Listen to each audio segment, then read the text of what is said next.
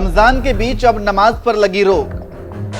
वर्षों पुरानी इस मस्जिद में नहीं होगी नमाज। नमाज पढ़ी तो लगेगा 1 करोड़ जुर्माना। यूपी में नए आदेश से मुसलमानों में हड़कंप।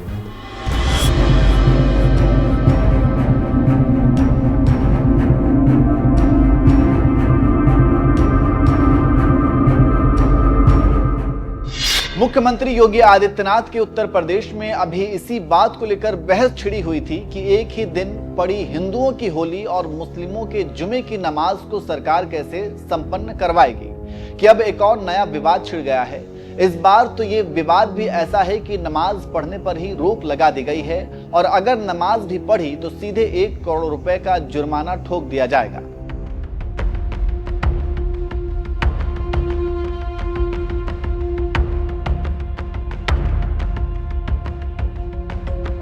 स्कूल परिसर में बना दी गई मस्जिद, अब मस्जिद में नमाज पढ़ने पर रोक।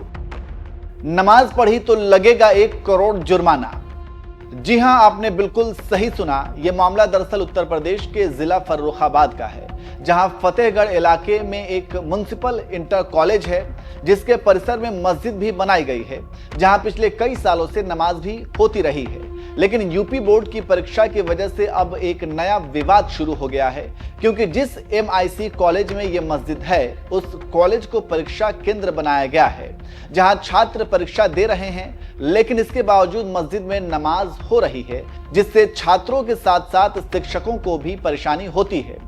इस बात की शिकायत जब फर्रुखाबाद के DM तक पहुंची तो उन्होंने एक आदेश जारी करते हुए नमाज पढ़ने पर ही रोक लगा दी है, क्योंकि कॉलेज में बोर्ड परीक्षाएं तो हो ही रही हैं, स्ट्रांग रूम भी बनाए गए हैं, इसलिए DM ने नमाज पढ़ने पर रोक लगा दी। मीडिया रिपोर्ट्स के बावजूद अगर रोक के बावजूद मस्जिद में नमाज पढ़ी गई तो 1 करोड़ रुपए का जुर्माना भी लगाया जाएगा।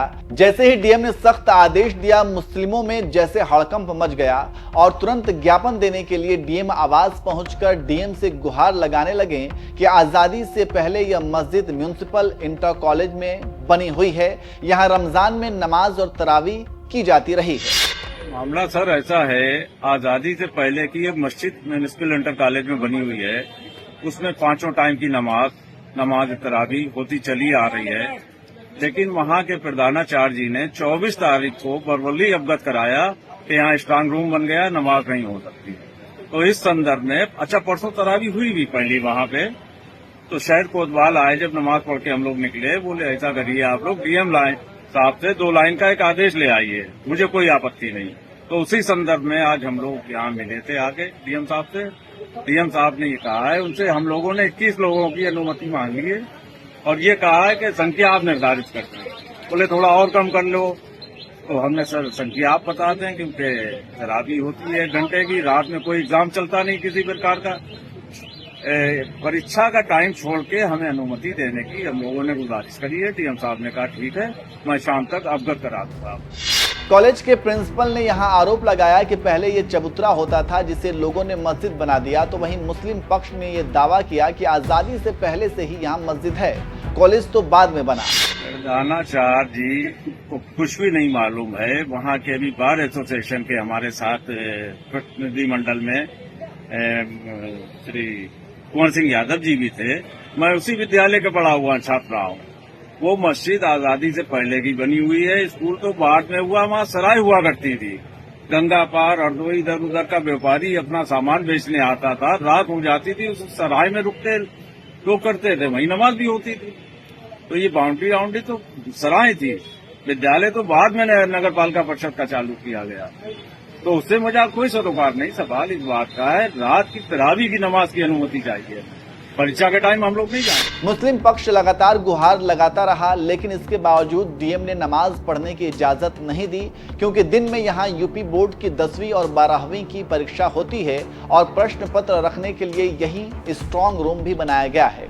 इसलिए पुलिस ने कॉलेज परिसर में बाहरी लोगों के प्रवेश पर रोक लगा दी और ये रोक तब तक जारी रहेगी जब तक बोर्ड परीक्षा जारी रहेगी।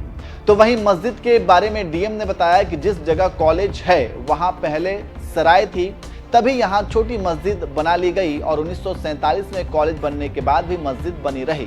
वैसे तो सामान्य दिनों में लोग यहाँ शाम को नमाज पढ़ने पहुँचते थे, लेकिन रमजान की वजह से अब यहाँ पांचों वक्त की नमाज और तरावीह पढ़ने के लिए लोग पहुँचने लगे। इस पूरे मामले पर आपका क्या कहना है? अपनी राय हमें कमेंट करके जरूर बताएं।